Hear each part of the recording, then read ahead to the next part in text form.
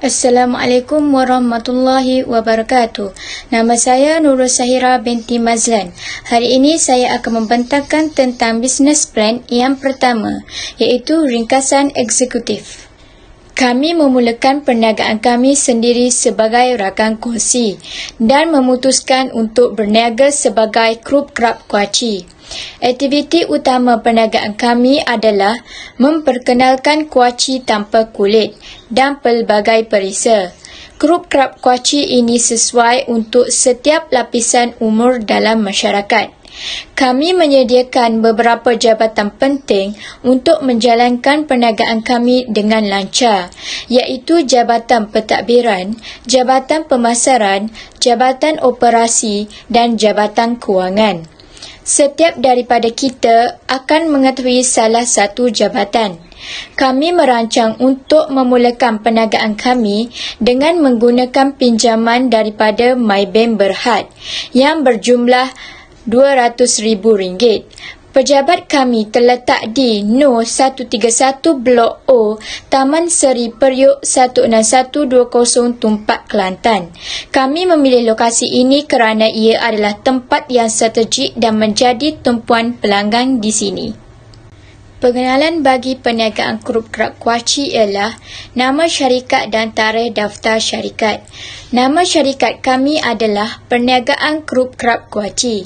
Perniagaan kami tertumpu di Kelantan. Kami telah mendaftarkan perniagaan kami pada 20 Ogos 2019. Sifat perniagaan kami ialah perniagaan semula jadi. Kami menyediakan produk hasil tempatan iaitu hasil biji buah matahari dan menghasilkan kuaci yang berkualiti tinggi serta enak dimakan. Grup kerap kuaci ini terkenal dengan 7 perisa iaitu perisa original, hot and spicy, tom yum, spicy, barbecue, paprika and cheese. Lokasi perniagaan kami memutuskan untuk memulakan perniagaan kami di No 131 Blok O, Taman Seri Periuk 16120 Tumpat, Kelantan. Tarikh permulaan perniagaan. Perniagaan kami mulai bergerak pada 20 Ogos 2019 dan tarikh ini sama sebagai tarikh syarikat kami mulai perniagaan ini. Tujuan penyediaan rancangan perniagaan. Tujuan rancangan perniagaan ini disediakan oleh grup kerap kuaci adalah untuk memastikan pelaksanaan perniagaan berjalan dengan lancar dengan penuh dedikasi secara berkala. Perancangan perniagaan grup kerap kuaci ini akan ditumpukan pada pengurusan, pemasaran dan perkhidmatan kewangan dengan penuh dedikasi. Kami juga mendapatkan kemudahan pembiayaan sebanyak RM200,000 dari Maybank Berhad. Permohonan ini akan dibayar secara ansuran bulanan melibatkan tempoh pinjaman selama 6 tahun dengan kadar faedah yang ditetapkan oleh pihak pembiaya iaitu 5% setahun. Permohonan ini juga bertujuan bagi membiayai pembelian peralatan, perbelanjaan pra-operasi dan modal pusingan bagi menjalankan perniagaan grup kerap kuaci. Selain daripada tujuan di atas, penyediaan rancangan perniagaan ini juga adalah sebagai garis panduan kepada pihak pengurusan dalam menjalankan operasi perniagaan serta memastikan tahap perkhidmatan terus meningkat dari semasa ke semasa. Lokasi fizikal perniagaan. Grup kerap kuaci beroperasi di alamat No 131 Blok O, Taman Seri Periuk 16120 Tumpak, Kelantan. Dengan ini kami sertakan peta premis kami yang terletak di kawasan supaya mudah dilihat. Sebab memilih lokasi. Tapak projek ini dipilih berdasarkan beberapa faktor. Antara faktor utama pemilihan ialah disebabkan kawasan yang strategik, kerana merupakan laluan utama penduduk ke bandar berhampiran. Oleh itu, lokasi ini mudah dilihat dari jauh oleh penduduk tempatan. Terdapat juga beberapa pusat pengajian Islam yang mempunyai golongan kanak-kanak, remaja dan orang tua. Lokasi ini juga menjadi tumpuan orang ramai setiap hari. Bagi struktur bangunan syarikat pula, berikut adalah struktur dan susunan atau syarikat Krupp Krab Kuaci. Visi, misi, objektif dan logo Krupp Krab Kuaci. Visi, untuk menjadikan sebuah syarikat yang maju dan berdaya saing, sebuah syarikat perniagaan pembekal makanan ringan Kuaci yang terkenal. Visi, yang pertama ialah menyediakan perkhidmatan yang berkualiti, pantas dan fleksibel bagi mencapai tahap kepuasan pelanggan. Yang kedua, menjadikan Kuaci sebagai door gift untuk pelbagai majlis-majlis tertentu dengan melakukan promosi yang baik serta memperkenalkan secara langsung kepada masyarakat mahupun dengan memasang iklan di media. Yang ketiga, menjadikan produk makanan ringan yang diminati masyarakat. Objektif pula ialah untuk memberikan kepuasan kepada pelanggan adalah keutamaan kami. Seterusnya ialah menjual dan menghantar makanan kepada pelanggan yang ingin membuat tempahan untuk majlis-majlis tertentu. Dan objektif terakhir bagi perniagaan kami ialah menarik perhatian orang ramai untuk membeli makanan yang dijamin halal mengikut kehendak masing-masing. Ini merupakan logo bagi syarikat kami yang telah dipersetujui oleh ahli organisasi. Assalamualaikum warahmatullahi taala wabarakatuh. Nama saya Siti Munirah binti Muhammad Sabri. Seterusnya, perancangan pentadbiran. Dalam organisasi, pengurus besar perlu memainkan peranan untuk mencapai visi, misi dan objektif organisasi. Seterusnya, pengurus besar juga ditugaskan untuk memastikan bahawa pengurus atau penyelia lain mempunyai jawatan dan tugas dengan teratur supaya dapat bekerja dengan cekap untuk mencapai sesuatu objektif. Objektif. Untuk mencapai misi, rancangan pentadbiran harus disertakan dengan visi atau tujuan bersama dengan teknik. Perkara terpenting yang perlu dititikberatkan adalah kecekapan pengurusan.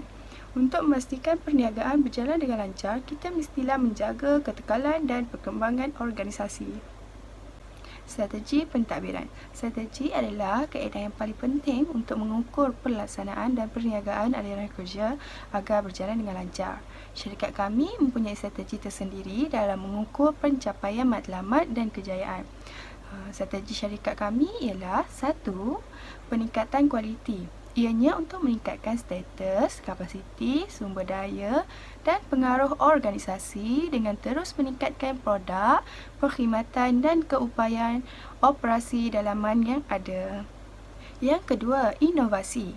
Ini adalah untuk membuat produk atau perkhidmatan yang dirasakan up to date dan lebih terkenal dengan menerapkan teknologi maklumat yang canggih untuk memperluaskan sempadan prestasi dan menjadikan produk atau perkhidmatan yang ada menjadi lebih unggul.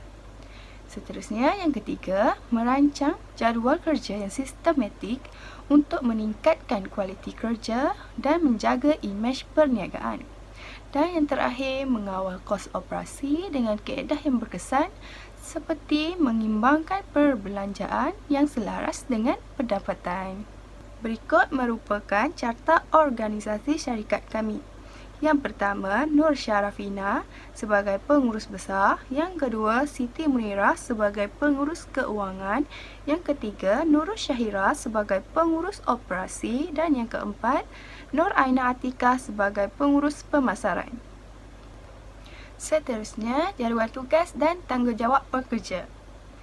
Pengurus besar ianya menjalankan aktiviti pentadbiran dan pengurusan syarikat secara berkala. Yang kedua, bertanggungjawab dalam menguruskan syarikat ke arah misi, visi dan objektif syarikat. Yang ketiga, merancang, melaksana dan mengawal keseluruhan pengurusan perniagaan. Dan yang terakhir, bertindak sebagai pembuat keputusan dan bekerjasama dalam mendapatkan idea untuk meningkatkan perniagaan.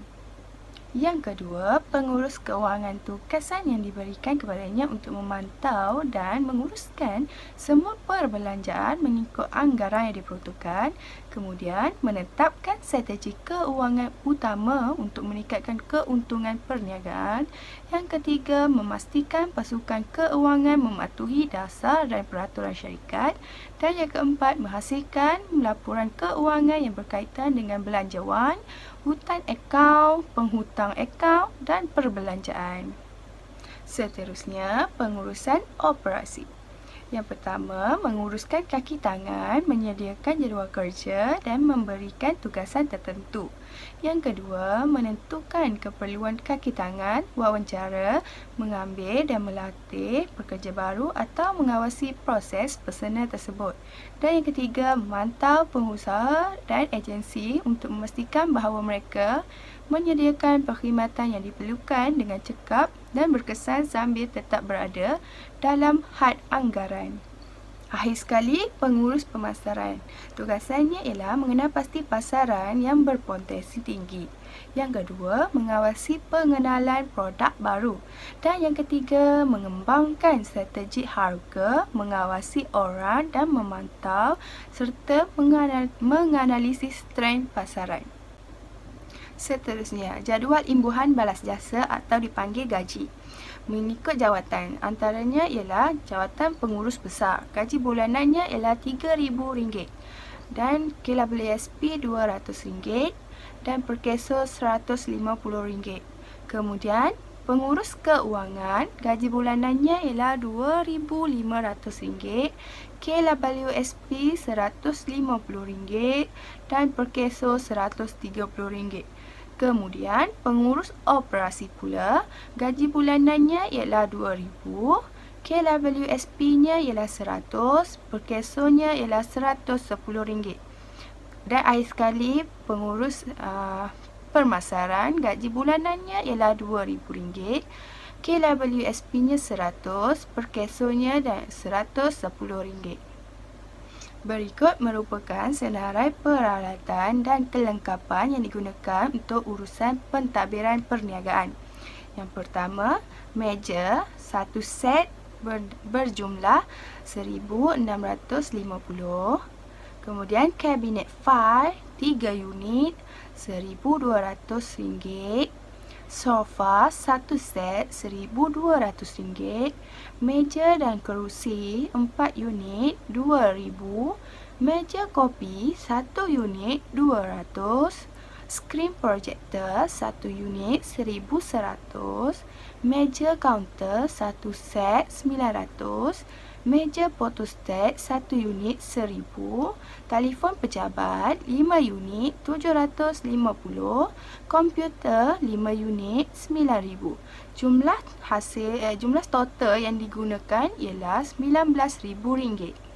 Perbelanjaan pentadbiran. Yang pertama ialah senarai keperluan pejabat bagi perbelanjaan harta ialah RM19,000. Yang kedua, gaji dan caruman bagi perbelanjaan bulanan ialah RM10,550. Yang terakhir ialah pendaftaran dan kertas kerja bagi lain-lain perbelanjaan ialah RM1,000.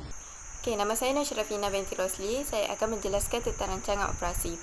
Dengan adanya rancangan operasi ini, syarikat kami dapat memastikan semua aktiviti operasi dapat dijalankan dengan baik oleh pekerja yang bertanggungjawab agar dapat mencapai matlamat perniagaan. Yang kedua ialah untuk memastikan bahawa pelanggan kami mendapat produk yang memenuhi kehendak dan keperluan mereka.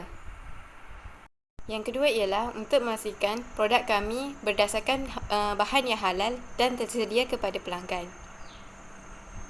Yang keempat, untuk memastikan semua pekerja menjalankan tugas mereka dengan sistematik dan berkesan.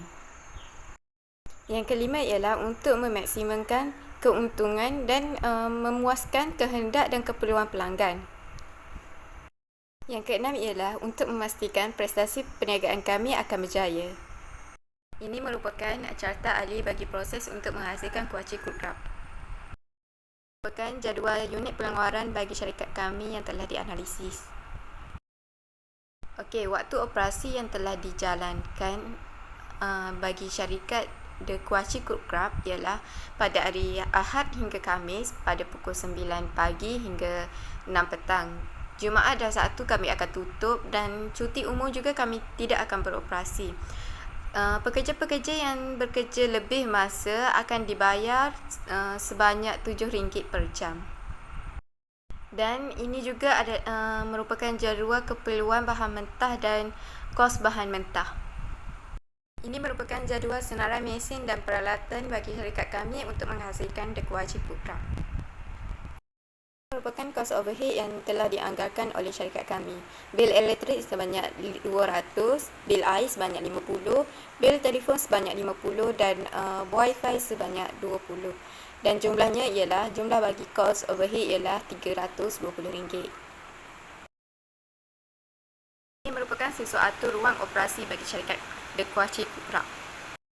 Ini merupakan pembelajaran operasi bagi perniagaan The Kuaci Cook Club untuk mengembangkan lagi perniagaannya.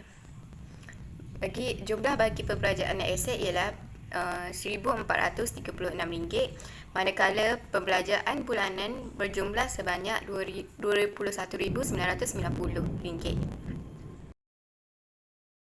Bajet operasi bagi perniagaan The Kuaci Cook Club yang berjumlah sebanyak RM84,076. Seterusnya, rancangan pemasaran. Perniagaan kami telah membekalkan satu produk yang berasaskan daripada kuaci dan memberi nama iaitu Kuaci Cook Club. Kuaci ini berharga sebanyak RM13 bagi Semenanjung Malaysia dan Sabah Sarawak pula ialah RM70 dengan seberat 230 gram. Kuaci ini mempunyai 7 perisa iaitu original, BBQ, hot and spicy, paprika, tom yum dan juga cheesy. Perniagaan kami cumalah perniagaan yang bersaiz sederhana. Dengan itu, kami telah menganggarkan jualan sasaran kami sebanyak RM100,000 Malaysia dan bermodalkan sebanyak RM80,000 Malaysia. Berdasarkan analisis kepada pesaing, terdapat 35% pesaing. Oleh itu, syarikat kami telah merancang pelbagai cara untuk menangani pesaing-pesaing ini. Pemasaran untuk mempromosikan produk daripada syarikat The Kuaci Cook Club ini ialah melalui risalah, iklan dan juga papan tanda.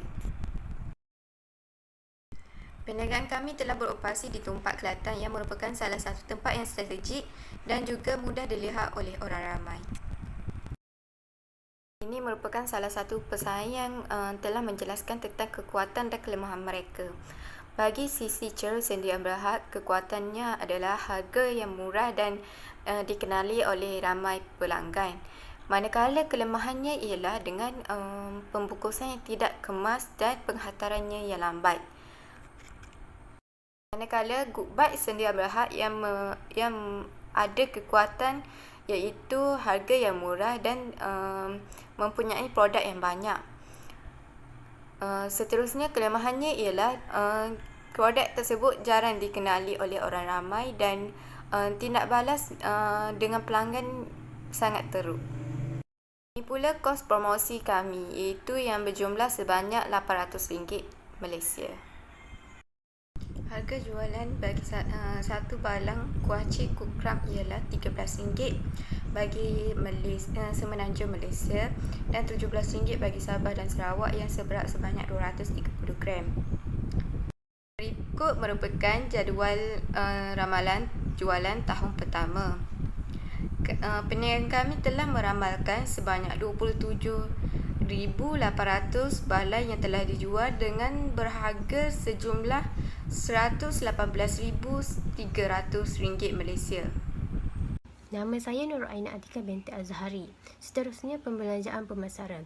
Jumlah pembelanjaan aset harta ialah RM60,000, jumlah pembelanjaan bulanan ialah RM1,800 dan jumlah selain-lain pembelanjaan ialah RM61,800. Seterusnya, perancangan kewangan. Jumlah sebesar bagi kos projek dan sumber pembiayaan ialah RM159,740 dan jumlah kos projek dan sumber pembiayaan sendiri ialah RM84,740.